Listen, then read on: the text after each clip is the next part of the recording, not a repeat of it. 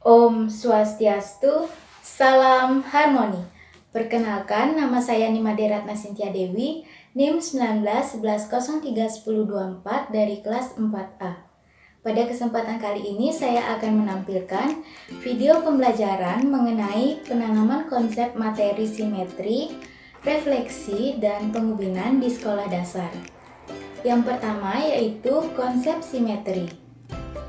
Pada materi simetri ini, kita akan membahas mengenai pengertian simetri, jenis-jenis simetri, dan contoh simetri bangun datar. Yang pertama yaitu pengertian simetri. Suatu bangun dikatakan simetri apabila bangun tersebut mampu menutupi suatu bagian ketika dilipat maupun diputar. Penentuan simetri dapat dilakukan dengan cara dilipat atau diputar, sehingga simetri memiliki dua jenis, yaitu simetri lipat dan simetri putar. Selanjutnya yaitu jenis-jenis simetri. Yang pertama yaitu simetri lipat. Simetri lipat pada bangun datar adalah banyaknya lipatan pada suatu bangun datar yang bisa membagi bangun datar tersebut menjadi beberapa bagian, sementara bagian lain tersebut bisa ditutupi oleh bagian lainnya. Simetri lipat bisa didefinisikan sebagai lipatan yang bisa membagi bangun datar di mana bagian yang dibagi besarnya sama. Tidak semua bangun datar memiliki simetri lipat. Garis yang bisa membagi bagian dari bangun datar disebut sebagai sumbu simetri. Yang kedua yaitu simetri putar. Simetri putar adalah simetri yang hanya dimiliki oleh bangun datar yang memiliki titik pusat. Tidak semua bangun datar juga memiliki simetri putar.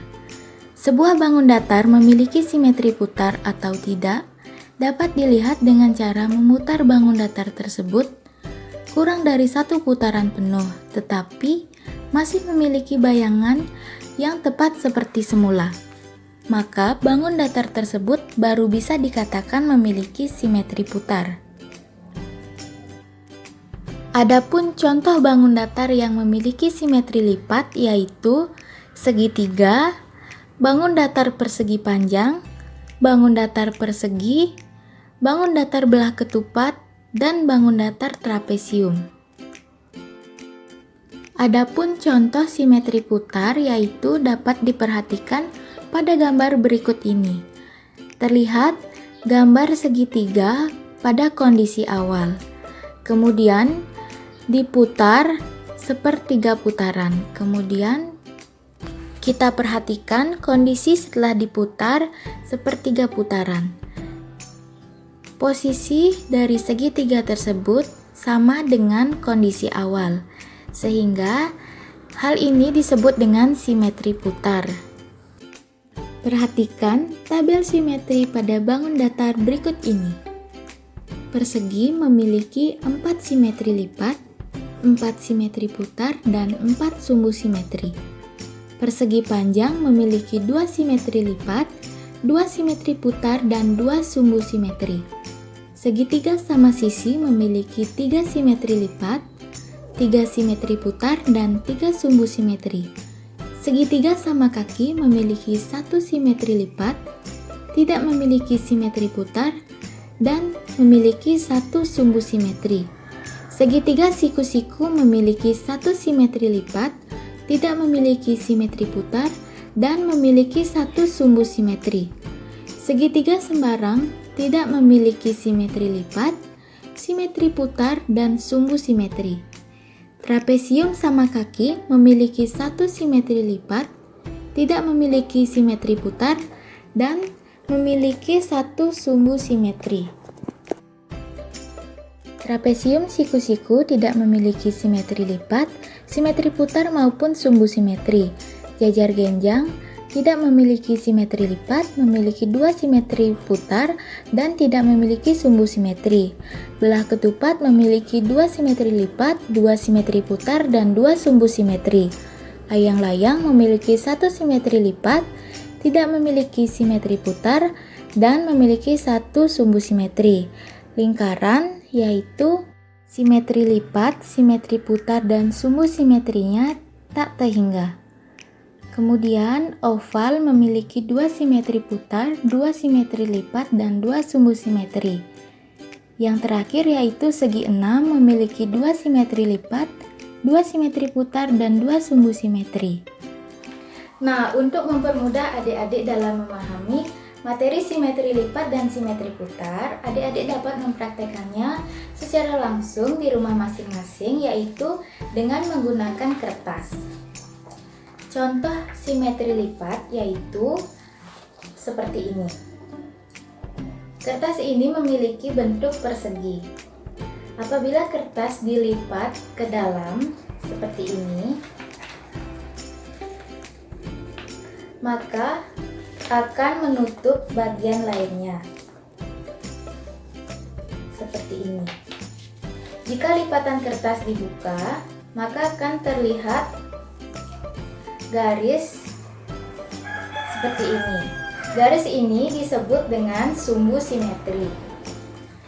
Kemudian contoh simetri putar yaitu kita menggunakan kertas berbentuk segitiga sama sisi. Kemudian segitiga ini kita putar sepertiga putaran seperti ini. Dari posisi awal atau kondisi awal yaitu titik A dan titik B berada di bawah sedangkan titik C di atas. Ketika kita putar sepertiga putaran, titiknya akan berubah posisi menjadi titik C dan titik A di bawah sedangkan titik B berada di atas. Ini disebut dengan konsep simetri putar. Nah, setelah memahami konsep simetri, selanjutnya kita akan membahas mengenai konsep refleksi. Yang akan kita bahas mengenai konsep refleksi yaitu pengertian refleksi, sifat-sifat refleksi, dan contoh refleksi. Yang pertama yaitu pengertian refleksi.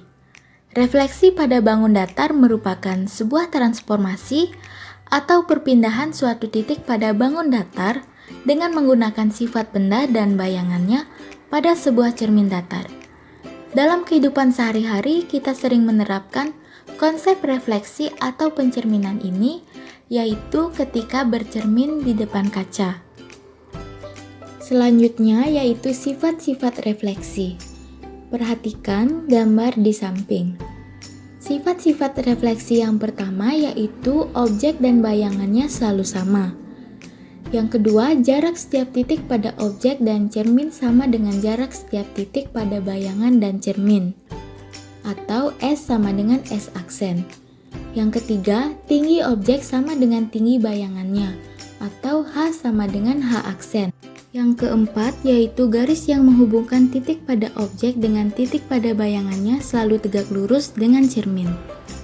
Berikut ini contoh refleksi bangun datar, yaitu pencerminan pada bangun datar. Perhatikan gambar di samping. Dari gambar di samping dapat kita lihat sifat-sifat pencerminan dari bangun datar segitiga, yaitu sebagai berikut. Luas segitiga PQR sama dengan luas segitiga P aksen, Q aksen, R aksen, karena segitiga PQR kongruen dengan segitiga P aksen, Q aksen, R aksen. Yang kedua yaitu RA sama dengan R aksen A, PB sama dengan P aksen B, dan QC sama dengan Q aksen C. Yang artinya, jarak titik pada setiap sudut segitiga PQR terhadap cermin sama persis dengan jarak titik pada setiap sudut segitiga P aksen, Q aksen, R aksen terhadap cermin. Dan yang ketiga yaitu tinggi segitiga PQR sama dengan tinggi bayangannya, yaitu segitiga P aksen, Q aksen, R aksen. Kemudian materi ketiga yang akan kita pelajari yaitu konsep pengubinan. Yang ketiga yaitu konsep pengubinan. Materi yang akan kita pelajari yaitu pengertian pengubinan, gambar pengubinan, dan pengubinan dengan berbagai segi banyak. Yang pertama yaitu pengertian pengubinan. Pengubinan adalah pemasangan atau penutupan bangun datar dengan bangun datar yang lainnya, di mana pemasangannya dilakukan secara tepat sehingga tidak terdapat tumpang tindih antara bangun yang satu dengan yang lainnya. Bentuk bangun yang dijadikan dasar untuk pemasangan disebut sebagai bangun dasar atau pola. Bangun-bangun datar yang dipasang adalah bangun-bangun datar yang kongruen atau sama dengan sebangun, yang dipasang secara tepat dan tidak terjadi tumpang tindih antara bangun yang satu dengan bangun yang lainnya. Selanjutnya yaitu gambar pengubinan. Pada gambar pertama menunjukkan pengubinan dengan bangun datar segitiga siku-siku. Pola pada pengubinan ini adalah ada 6 segitiga siku-siku bertemu pada satu titik. Keadaan seperti ini dikatakan bahwa konfigurasi segitiga siku-siku bertemu di satu titik, yaitu barisan 6 tigaan yang menyatakan bahwa ada 6 segitiga siku-siku bertemu pada setiap titik sudutnya. Hal serupa juga terjadi pada gambar kedua. Pada gambar kedua, konfigurasi segitiga sama kaki bertemu di satu titik, yaitu barisan 6 tigaan yang menyatakan bahwa ada 6 segitiga sama kaki bertemu pada setiap titik sudutnya. Pembahasan selanjutnya yaitu pengubinan dengan berbagai segi banyak. Yang pertama yaitu segitiga beraturan atau segitiga sama sisi. Jumlah ukuran sudut dalam segitiga beraturan adalah 180, sehingga besar ukuran setiap sudutnya adalah 60 derajat. Yang kedua yaitu segi empat beraturan atau persegi. Segi empat beraturan dapat dibangun dari dua segitiga. Maka jumlah ukuran sudut dalam segi empat itu adalah 2 dikali 180 sama dengan 360. Dengan demikian, besar ukurannya setiap sudut dari bangun tersebut adalah 90 derajat.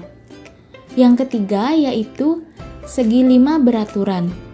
Gambar di samping adalah segi 5 beraturan yang dibagi menjadi 5 buah segitiga kongruen.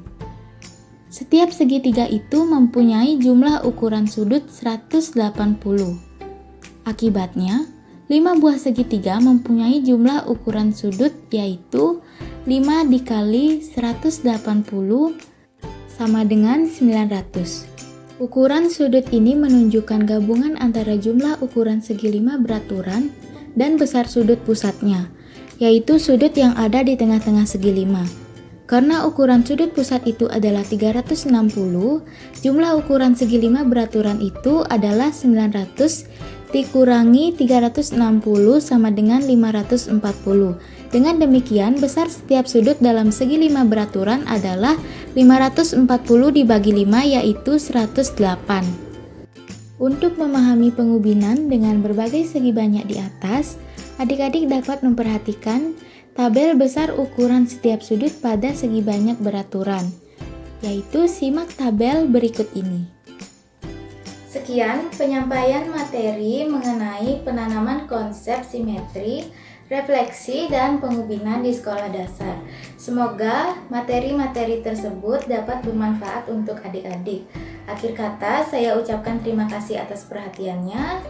Saya tutup dengan menghaturkan Paramo Santi. Om Santi Santi Santi Om.